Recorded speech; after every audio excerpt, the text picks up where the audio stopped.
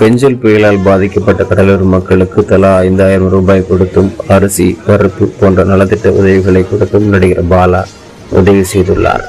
தற்போதைய சூழலில் தமிழக அரசும் அரசாங்கமும் அமைச்சர்களும் களத்திற்கு நேரடியாக சென்று ஆய்வு நடத்திய பின் நிவாரணத் தொகையை அறிவிக்கிறார்கள். நடிகர் விஜய் கூட தற்போது 250 குடும்பங்களுக்கான நிவாரண நிதியையும் உதவியையும் தனது பனையூர் வீட்டுக்கு அழைத்து வந்து கொடுத்து உதவி இருக்கிறார். நடிகர் பாலாவின் இது போன்ற நலத்திட்ட உதவி நல்ல எண்ணங்கள் குறித்தும் உங்களுடைய மேலான கருத்துக்களை பதிவிடவும். அன்புடன் BPU மீடியா, வெங்கடேசன்.